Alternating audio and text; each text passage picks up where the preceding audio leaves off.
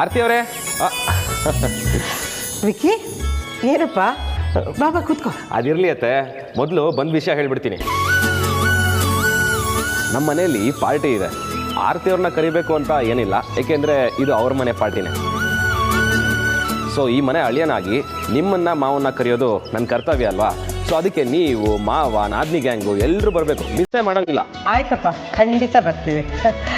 ಅಮ್ಮೋ ಏ ಅಮ್ಮೋ. ವಿಕ್ಕಿ ಅವರೇ ಅಮ್ಮ. ಅಮ್ಮ ಹೋದ್ರಲ್ರಿ?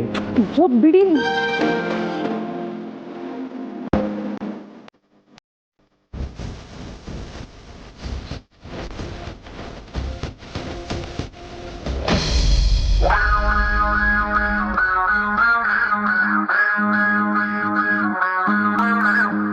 ಅಮೂಲ್ಯ ಮೇಡಮ್ ಸಹವಾಸ ಮಾಡಿ ನಮ್ಮ ಬಾಸು ಒಳ್ಳೆ ರೊಮ್ಯಾಂಟಿಕ್ ಫೆಲೋ ಆಗಿದ್ರು. ಗ್ಯಾಪಲ್ಲಿ ಈ ಸಾಹಿತ್ಯ ಬಂದು ಮತ್ತೆ ನಮ್ಮ ಬಾಸು ಹಳೆ ವೇದಾಂತ ವಸಿಷ್ಠನೇ ಆಗ್ತಾರ ಅಂತ ಡೌಟು. ಮೈಂಡ್ ವಾಯ್ಸ್ಗೆ ಬೈಕೊಂಡಿದ್ದು ಸಾಕು, ಹೋಗ ಅಮೂಲ್ಯನ ಕರೀರಿ. ಒಂದ್ಸಲ ಅಲ್ಲ ಬಾಸ್, 100 ಸಲ ಬೇಕಾದ್ರೂ ಕರಿತೀರಿ. ಚೆನ್ನಾಗಿದ್ರಲ್ರಿ, ಯಾಕ್ರಿ ಹೀಗೆ ನಗ್ತಿದ್ದೀರಾ?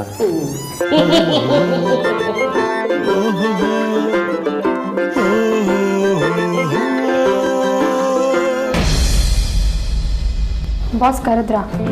ಅಮೂಲ್ಯ ಶ್ರೀಕಾಂತ ಬಾಸ್ ಎಲ್ರಿಗೆ ಹೋಗ್ತಿದ್ದೀರಾ? 2 ಪಾರಿವಾಳಗಳ ಮಧ್ಯೆ ಗೂಮೆಗೇನು ಕೆಲಸ ಬಾಸ್?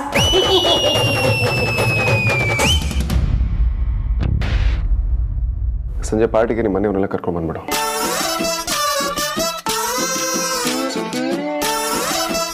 ಏನು ರಿಪ್ಲೈ ಇಲ್ವಲ್ಲ? ಸರಿ ಅಂತ ಸಿಗ್ನಲ್ ಮಾಡಿದ್ನಲ್ಲ. ಒಂದು ಮಾತಾಡಿದ್ರೆ 100 ಮಾತಾಡೋರು ಸೈನ್ ಲ್ಯಾಂಗ್ವೇಜಲ್ಲಿ ರಿಪ್ಲೈ ಮಾಡಿದ್ರೆ ಯಾರು ಗೊತ್ತಾಗುತ್ತೆ? ಯಾಕೊಂಥರ ಇದೆಯಾ? ಹಾಗೇನೂ ಇಲ್ಲ ಬಾಸ್, ನೀವು ಇದನ್ನೇ ಹೇಳೋಕೆ ಕರೆದಿದ್ರೆ ನಾನು ಹೊರಡ್ತೀನಿ, ಕೆಲಸ ಇದೆ.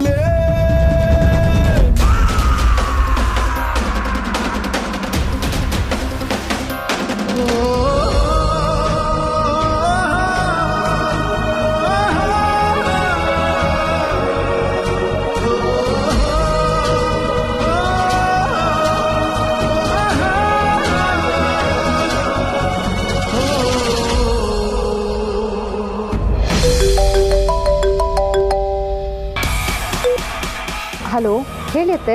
ಆ ಭಿಕಾರಿ ಪರಿಮಳ ಕಡೆಯವ್ರಿಗೆ ಅವಮಾನ ಮಾಡ್ತೀನಿ. ಆ ಅಮೂಲ್ಯನ ಕೆಲಸದವಳ ಥರ ಟ್ರೀಟ್ ಮಾಡಿ ಅವಳ ಪ್ಲೇಸ್ ಏನು ಅಂತ ಗೊತ್ತಾಗೋ ಹಾಗೆ ಮಾಡೋಕ್ಕೆ ಎಲ್ಲ ಪ್ಲ್ಯಾನು ರೆಡಿಯಾಗಿದೆ.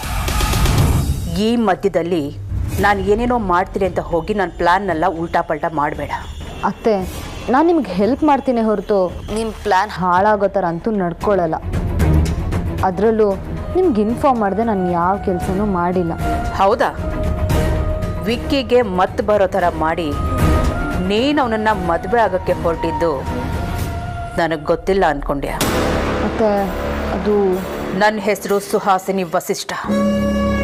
ಅವತ್ತು ಆರತಿ ಮದುವೆ ತಡಿಲಿಲ್ಲ ಅಂದಿದ್ರೆ ನಾನು ತಡೀತಿದ್ದೆ. ನಿಂದು ಬಿಸಿ ರಕ್ತ, ಆವೇಶ ಜಾಸ್ತಿ, ಬುದ್ಧಿ ಕಡಿಮೆ. ನೋಡು, ಎಷ್ಟು ದಿನ ನಾವು ಮಾಡಿರೋ ಪ್ಲ್ಯಾನ್ ಎಲ್ಲ ಫ್ಲಾಪ್ ಆಗಿರ್ಬೋದು, ಹಾಗಂತ ದುಡುಕ್ಬಾರ್ದು. ನಾನು ವಿಕ್ಕಿ ಅವ್ರನ್ನ ತುಂಬ ಪ್ರೀತಿಸ್ತೀನಿ ಅತ್ತೆ, ಅದಕ್ಕೆ. Shut up. ಗೊತ್ತಿರೋದನ್ನೇ ಪದೇ ಪದೇ ಹೇಳಬೇಡ. ಪದೇ ಪದೇ ತಪ್ಪು ಮಾಡ್ತಾ ಇದ್ರೆ ತಪ್ಪು ಮಾಡೋರು ಅಂತ ನಮ್ಮ ಕುತ್ತಿಗೆಗೆ ಬೋರ್ಡ್ ನೇತು ಹಾಕ್ತಾರೆ. ನಾನು ಹೇಳೋದನ್ನ ತಾಳ್ಮೆಯಿಂದ ಕೇಳಿದ್ರೆ ನಿನಗೆ ವಿಕ್ಕಿ ಜೊತೆ ಮದುವೆ ಮಾಡಿಸ್ತೀನಿ. ಅದನ್ನು ಬಿಟ್ಟು ನೀನು ಬೈಪಾಸ್ ದಾರಿ ಹುಡುಕಿದ್ರೆ ವಿಕ್ಕಿಗೆ ನಾನು ಬೇರೆ ಹುಡುಗಿನ ಹುಡುಕ್ಬೇಕಾಗತ್ತೆ. ಹುಷಾರ್. ಇಲ್ಲ ಅತ್ತೆ, ಆಗಿದ್ದಾಗೋಯ್ತು, ಇನ್ಮೇಲೆ ಯಾವತ್ತೂ ಈ ಥರ ಮಾಡಲ್ಲ. ನಿಜವಾಗ್ಲೂ ನೀವು ಹೇಗೆ ಹೇಳ್ತೀರೋ ಹಾಗೆ ಕೇಳ್ತೀನಿ, ಪ್ಲೀಸ್ ಅತ್ತೆ. ಒಪ್ಪಿಗೆ ಬರೀ ಮಾತಲ್ಲಿ ಸಿಕ್ಕರೆ ಸಾಲದು, ಕೃತಿನಲ್ಲೂ ಕಾಣಿಸ್ಬೇಕು.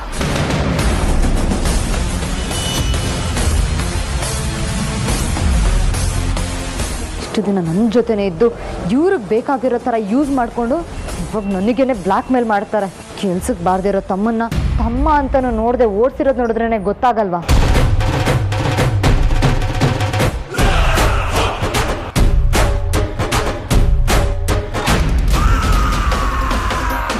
ನೋಯ್ತಿದೆ, ವಾಟ್? 1 ಕೈ ನೋಯ್ತಿದೆ.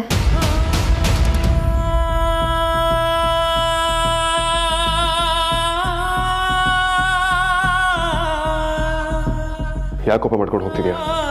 ನಾನೇನು ಮಾಡಿದೆ? ನೀವೇನೋ ಮಾಡಿದ್ರಿ ಅಂತ ನಾನೆಲ್ಲ ಹೇಳಿದೆ. ನನಗೆ ಕೆಲಸ ಇದೆ ಅಂತ ನಾನು ಹೋಗ್ತಿರೋದು. ಈ ಆಫೀಸಿಗೆ ನಾನೇ ಬಾಸ್. ಇಲ್ಲಿ ಏನು ಕೆಲಸ ಇದೆ ಇಲ್ಲ ಅಂತ ನನಗೆ ಗೊತ್ತಿರಲ್ವಾ? ಪ್ರಾಜೆಕ್ಟ್ ಎಲ್ಲ ಮುಗ್ದಿದೆ, ಇನ್ನೇನು ಕೆಲಸ ಇರೋದು ನಿನಗೆ? ಹುಡುಗಿರಂದ್ರೆ ಆಗಲ್ಲ ಅಂತೀರ, ಆಮೇಲೆ ನನ್ನ ಕೈ ಹಿಡ್ಕೊಳ್ತೀರ. ನೀವೇನು ಅಂತಾನೆ ಅರ್ಥ ಆಗಲ್ಲ. ನಾನಿಲ್ಲಿ ಅಡ್ಮಿನು. ಪ್ರಾಜೆಕ್ಟ್ ಮುಗ್ದಿದೆ ಅಂತ ಸುಮ್ಮನೆ ಕೂತ್ಕೊಳ್ಳೋದಕ್ಕಾಗಲ್ಲ. ಪ್ರತಿದಿನ ಏನಾದರೂ ಒಂದು ಕೆಲಸ ಇರುತ್ತೆ, ಅದು ನಿಮಗೆ ಗೊತ್ತಿಲ್ವಾ? ಅದು ಅಲ್ಲದೆ ಸಣ್ಣ ಪುಟ್ಟ ಕೆಲಸನೆಲ್ಲ ನಿಮ್ಗೆ ಹೇಳೇ ಮಾಡಬೇಕಾ? ನೀವು ಕರೆದ್ರಿ ಬಂದೆ, ವಿಷಯ ಹೇಳಿದ್ರಿ ಕೇಳಿಸ್ಕೊಂಡೆ, ಅದು ಮುಗೀತು ಹೊರಟೆ.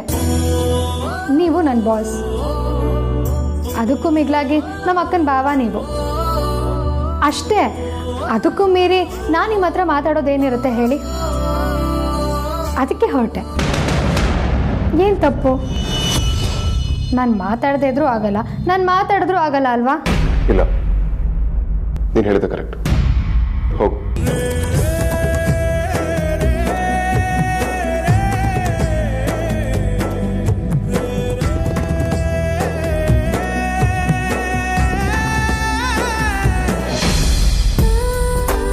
ಆದ್ಯ, ಇಲ್ಲಿ ಈ ರೀತಿ ವೆಯ್ಟ್ ಮಾಡೋ ಅವಶ್ಯಕತೆ ಏನಿದೆ? ಮನೆಯಲ್ಲೇ ಮಾತಾಡ್ಬೋದಿತ್ತಲ್ಲ? ಮನೇಲಿ ಮಾತಾಡೋದು ಅಷ್ಟು ಈಸಿ ಅಲ್ಲ. ಯಾರು ಕೇಳಿಸ್ಕೊಳ್ತಾರೆ. ನೀವು ಅಣ್ಣ ಹತ್ರ ಮಾತಾಡಿದ್ರಾ? ನನಗವ್ರನ್ನ ಮೀಟ್ ಮಾಡೋಕ್ಕೆ ಆಗಲಿಲ್ಲ. ಅವರು ಆಫೀಸಿಂದ ಹೋಗ್ಬಿಟ್ಟಿದ್ರು. ಮೇ ಬಿ ಸಾಹಿತಿನ ಜೊತೆ ಹೋದ್ರು ಅನ್ಸುತ್ತೆ. ಹಲೋ, ಯಾಕೆ ಹಾಗೆ ಗುರಾಯಿಸ್ತಾ ಇದೆಯಾ? ಸಾಹಿತಿನ ಜೊತೆ ಹೋಗಿರೋದು ನಿಮ್ಮ ಅಣ್ಣ, ನಾನಲ್ಲ. ನಿಮಗೆ ನಾನು ಹೇಳಿದ ಒಂದು ಕೆಲಸನೂ ಮಾಡೋಕ್ಕಾಗಿಲ್ಲ ಅಲ್ವಾ? ಇವಾಗ ಅಣ್ಣನ ಬಗ್ಗೆ ಏನೇನೋ ನಾನ್ಸೆನ್ಸ್ ಮಾತಾಡ್ತೀರಾ? ನೀನು ಮಾತ್ರ ನೀವು ಬೇಕಾದಾಗೆಲ್ಲ ನಿಮ್ಮ ಅಣ್ಣನ ಬೈಬೋದಾ? ನಾನು ಮಾತ್ರ ಏನು ಹೇಳೋ ಹಾಗೆ ಅಲ್ವಾ? ನನಗೂ ರಿಲೇಟಿವ್, ನನಗೂ ಸ್ವಾತಂತ್ರ್ಯ ಇದೆ. ಇಂಥ ಭಾಷಣಕ್ಕೇನು ಕಮ್ಮಿ ಇಲ್ಲ ನೀವು. ಅಲ್ಲ, ಇದ್ದಕ್ಕಿದ್ದಾಗೆ ನನ್ನ ಮೇಲೆ ಯಾಕೆ ತಿರುಗಾಡ್ತಿದ್ಯಾ? ಸಿಚುಯೇಷನ್ ಏನು ಅಂತ ಹೇಳಿದಾನೆ. ಅದನ್ನ ಯಾವಾಗ ಕೇಳಿಸ್ಕೊಂಡು ಬಂದ ನೋಡು ಇನ್ನೊಬ್ಬ ಭೂಪ. ಪಾಪ.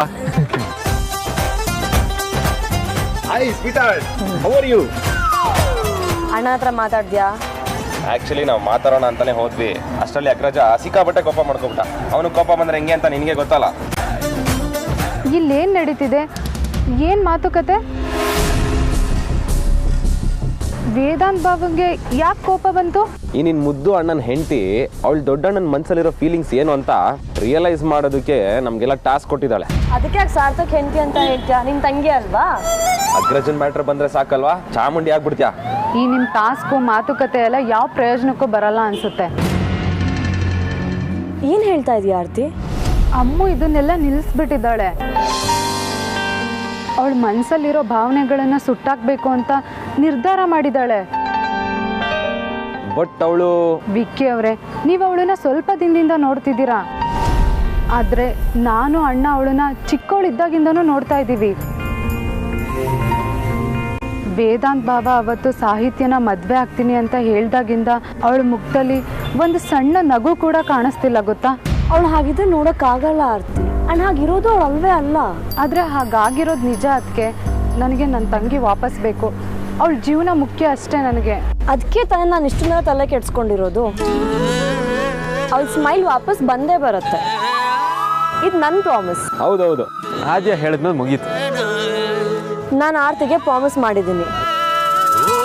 ಈಗ ಅದನ್ನು ಫುಲ್ಫಿಲ್ ಮಾಡೋದು ನಿಮ್ಮಿಬ್ರು ರೆಸ್ಪಾನ್ಸಿಬಿಲಿಟಿ.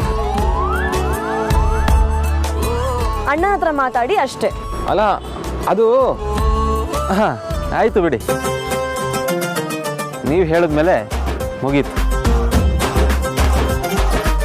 ಅಣ್ಣ ಕಮಕ್ ಕಿಮಕ್ ಅಂದ್ರೆ ಒಪ್ಕೊಂಡ್ಬಿಟ್ನಲ್ಲ. ಅದಕ್ಕೆ ಸುಮ್ಮನೆ ಆರ್ತಿ ಹಾಗೆ ಟ್ರೈನ್ ಮಾಡಿದ್ದೀನಿ. ನೀನು ಬಾವ ಏನು ಬೇಕಾದರೂ ಮಾಡ್ಕೊಳ್ಳಿ. ಆದರೆ ಆ ಟ್ರೈನಿಂಗ್ ಎಲ್ಲ ನಮ್ಮ ಆರ್ತಿಗೆ ಹೇಳ್ಕೊಡ್ಬೇಡ ಅಷ್ಟೇ. ನನ್ನ ಆರ್ತಿ ಸಾಫ್ಟಾಗಿ ಸ್ವೀಟಾಗಿ ಹೀಗೆ ಇರಬೇಕು. ಅದೇ ನನಗಿಷ್ಟ. ಅದೇ ಪ್ರಾಬ್ಲಮ್ ಅಣ್ಣ. ಆರ್ತಿ ಸ್ವಲ್ಪ ಜೋರಾದರೆ ಎಲ್ಲಾನು ಸರಿ ಹೋಗುತ್ತೆ. ಆರ್ತಿ ಅವರೇ ಬನ್ನಿ, ನಾನು ನಿಮ್ಮ ಮನೆಗೆ ಡ್ರಾಪ್ ಮಾಡ್ತೀನಿ. ಇನ್ನೊಂದು ಸ್ವಲ್ಪ ಹೊತ್ತು ಇಲ್ಲೇ ಇದ್ರೆ ಇವಳು ನಿಮ್ಮ ಇನ್ನೋಸೆನ್ಸ್ನ ಹಾಳು ಮಾಡ್ಬಿಡ್ತಾಳೆ. ಇರಪ್ಪ, ನಂಗೆ ಸ್ವಲ್ಪ ಕೆಲಸ ಇದೆ, ಶಾಪಿಂಗಿಗೆ ಹೋಗಿ ಬರ್ತೀನಿ. ನಾನೇ ಆಮೇಲೆ ಅವಳನ್ನ ಡ್ರಾಪ್ ಮಾಡ್ತೀನಿ. ಓಕೆನಾ? ನಾವು ಯಾವುದಕ್ಕೆ ತಾನೇ ಇಲ್ಲ ಅಂದಿದ್ದೀವಿ, ಎಲ್ಲ ಅದಕ್ಕೂ ಎಸ್ಸೆ. ಈ ಡ್ರಾಮಾ ಎಲ್ಲ ಬೇಡ. ಇಬ್ರು ಪ್ರಾಮಿಸ್ ಉಳಿಸ್ಕೊಳ್ಳೋದ್ ಬಗ್ಗೆ ಯೋಚನೆ ಮಾಡಿ ಅಷ್ಟೇ. ಖಂಡಿತ ಪ್ರಯತ್ನ ಮಾಡ್ತೀವಿ ಡಿಯರ್. ಪ್ರಯತ್ನ ಅಲ್ಲ, ಕೆಲಸ ಆಗಲೇಬೇಕು. ಇಲ್ಲ ಅಂದರೆ ರೂಮಿಂದ ಹೊರಗೆ, ಗೊತ್ತಲ್ಲ.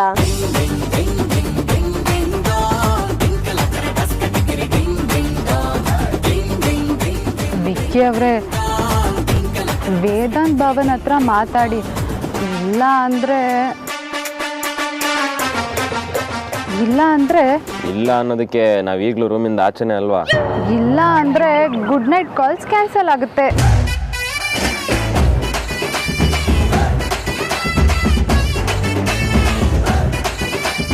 ಅಮೈದ, ಅಮೂಲ್ಯ ಸ್ಮೈಲ್ ಮಾಡ್ತಾಳೆ ಅಂತ ಆರ್ತಿಗೆ ಪ್ರಾಮಿಸ್ ಮಾಡಿದ್ದು ಆದ್ಯ, ಆದರೆ ಅದನ್ನು ಫುಲ್ಫಿಲ್ ಮಾಡಬೇಕಾಗಿರೋ ನಾವು. ಬಟ್ ಹೇಳಿಲ್ವ ಬಾವ, ಹೆಣ್ಮಕ್ಳೇ ಸ್ಟ್ರಾಂಗು ಗುರು ಅಂತ. ನಮ್ಮ ಹುಡುಗಿ ಹೆಂಗೋ ಮುದ್ದಾಗಿ ನಿಯತ್ತಾಗಿ ಸಾಫ್ಟ್ ಆಗಿದ್ಲು. ನನ್ನ ತಂಗಿ ಸವಾಸ ಮಾಡಿ ಅದು ಹೇಗಾಗ್ತಾಳೋ. ಬನ್ನಿ, ಗಂಜನ್ಮ ಏನು ಮಾಡೋಕ್ಕಾಗಲ್ಲ. ಪಟ್ಟಿ ಮಾಡ್ಕೊಳ್ಳೋವಾಗಲೇ ಎಲ್ಲ ಮರ್ತು ಹೋಗ್ತೀನಪ್ಪ. ಏನು ಮಾಡೋಕ್ಕಾಗತ್ತೆ? ಎಲ್ಲ ಕೆಲಸ ನಾನು ಒಬ್ಬಳೇ ಮಾಡಬೇಕು, ಎಲ್ಲಿ ನೆನಪಿರುತ್ತೆ? ಎರಡು ಚಿಕ್ಕವಕ್ಕಂತೂ ಜವಾಬ್ದಾರಿನೇ ಇಲ್ಲ. ಅಲ್ಲ, ಹಾಲು ತೊಗೊಂಬನ್ನಿ ಅಂದರೆ ಆ ಬಾತ್ರೂಮ್ ಜಗಳನ ನೆಪ ಇಟ್ಕೊಂಡು ಓಡೋಗ್ಬಿಟ್ಟಿದ್ದಾವೆ. ನಾನು ಸುಮ್ಮನೆ ಬಿಡ್ತೀನಾ? ಆಮೇಲೆ ವಿಚಾರಿಸ್ಕೊತೀನಿ.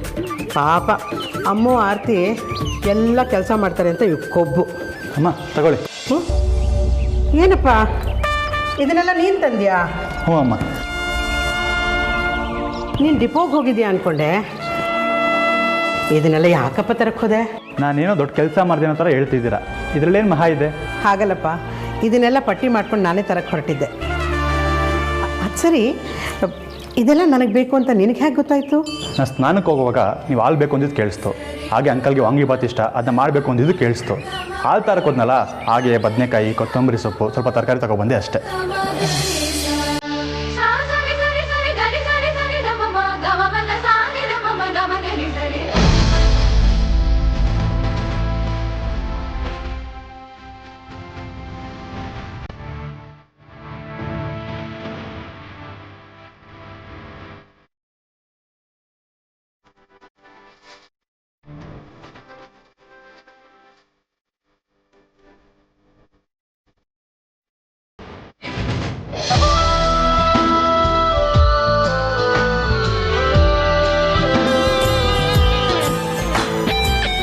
ರಿಪ್ಲೈ ಮಾಡೋದಕ್ಕೇನು ರೋಗ ಇವಳಿಗೆ?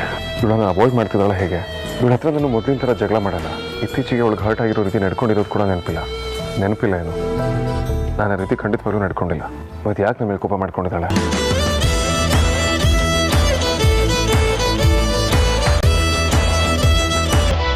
ಬೇಗ ಬೇಗ ಬಟ್ಟೆ ಹಾಕ್ರಪ್ಪ, ಅಮೂಲ್ಯ ಮೇಡಮ್ ನೋಡಿದ್ರೆ ಆಮೇಲೆ ಕ್ಲಾಸ್ ತಗೋತಾರೆ. ಅಂದರೆ ಅಮೂಲ್ಯ ಆಲ್ರೆಡಿ ರೀಚ್ ಆಗಿದ್ದಾಳ.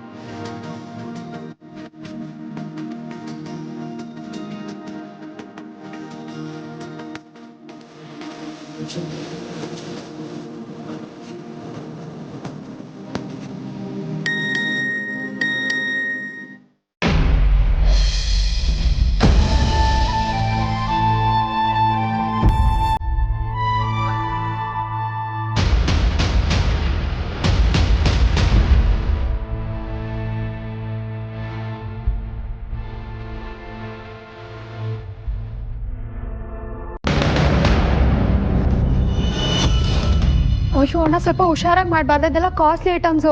ಪಾರ್ಟಿ ಶುರು ಆಗೋಕೆ ಇನ್ನೂ 2 ಗಂಟೆ ಇದೆ. ಅರ್ಥ ಆಗುತ್ತೆ, ಹಾಗಂತ ಅರ್ಜೆಂಟ್ ಮಾಡಿದ್ರೆ ಲಾಸ್ ಆಗುತ್ತಲ್ವಾ? ಸ್ವಲ್ಪ ಹುಷಾರಾಗಿ ಹ್ಯಾಂಡಲ್ ಮಾಡಿ ಅಣ್ಣ. ಸಾರಿ ಮೇಡಮ್, ಗೊತ್ತಾಗಲಿಲ್ಲ. ಎಲ್ಲಿ ನೀವು ನನ್ನ ಕೆಲಸದಿಂದ ತೆಗೆದಾಕ್ಬಿಡ್ತೀರಿ ಅಂದ್ಕೊಂಡೆ ಮೇಡಮ್. ಯಾಕಣ್ಣ ಹಾಗೆ ಅಂದ್ಕೊಳ್ತೀರಾ?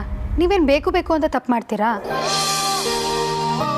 ಇನ್ನೊಬ್ರು ತಪ್ಪು ಮಾಡಿದಾಗ ಅದಕ್ಕೆ ಬೈಯೋದು, ಶಿಕ್ಷೆ ಕೊಡೋದು ಸುಲಭ ಅಣ್ಣ.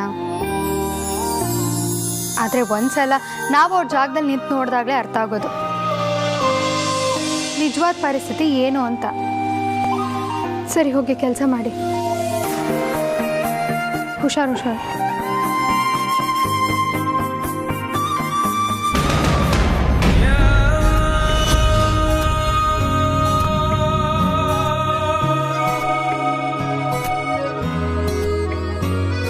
ಆಗ್ಲಿಂದ ಮೆಸೇಜ್ ಮಾಡ್ತಿದ್ದೀನಿ.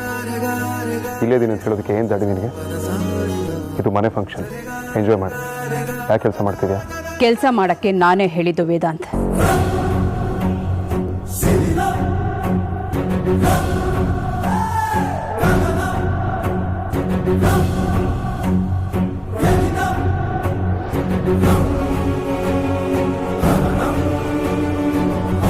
ಅರೇಂಜ್ಮೆಂಟ್ಸ್ ಎಲ್ಲ ನೋಡ್ಕೊ ಅಂತ ನಾನೇ ಹೇಳಿದ್ದ. ಲಾಸ್ಟ್ ಟೈಮ್ ದೀಪಾವಳಿ ಅರೇಂಜ್ಮೆಂಟ್ಸ್ ಎಲ್ಲ ಚೆನ್ನಾಗಿ ಮಾಡಿದ್ಲು. ನಾನು ನೋಟಿಸ್ ಮಾಡಿದ್ದೆ.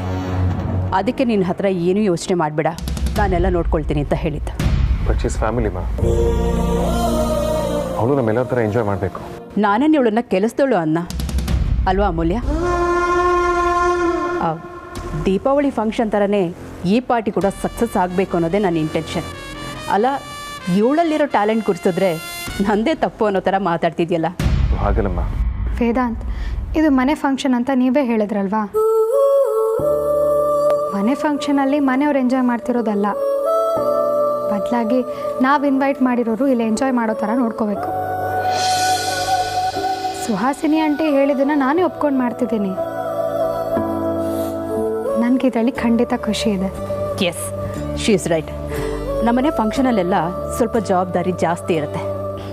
ನಿನಗೆ ಜ್ಯೂಸ್ ಅರೇಂಜ್ ಮಾಡ್ತೀನಿ.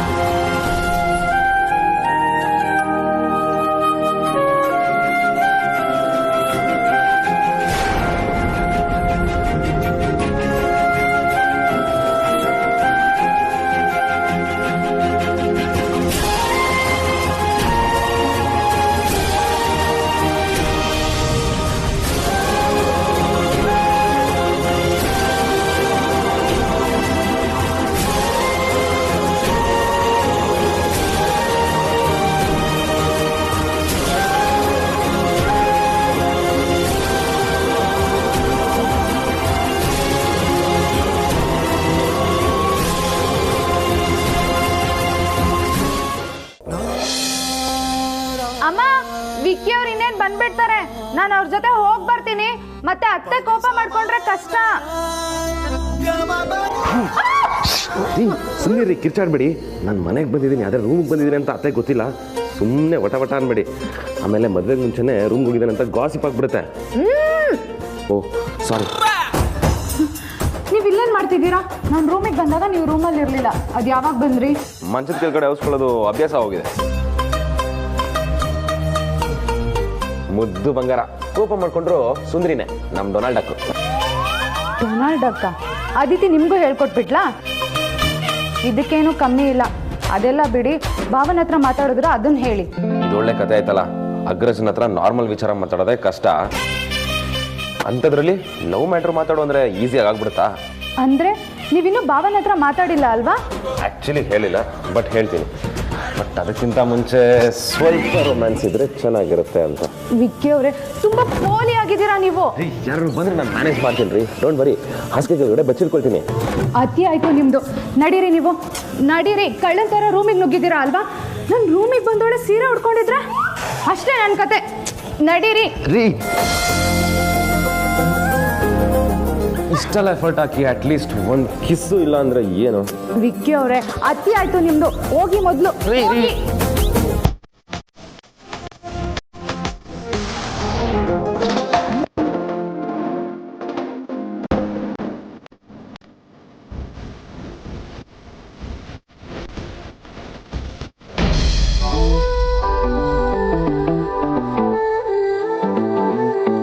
ಹಲೋ ಬಾಸ್, ಯಾಕೆ ನನ್ನ ಫಾಲೋ ಮಾಡ್ತಿದ್ದೀರಾ? ನಾನಿನ್ನ ಹತ್ರ ಮಾತಾಡಬೇಕು. ನಾನು ನಿಮ್ಮ ಎಂಪ್ಲಾಯೀಸ್ ಥರ ಡ್ಯೂಟಿಲಿದ್ದೀನಿ. ಮೊದಲು ಕೆಲಸ ಮುಗಿಸ್ಬಿಡ್ತೀನಿ, ಆಮೇಲೆ ಹರಟೆ ಪಟ್ಟಂಗ ಇಲ್ಲ.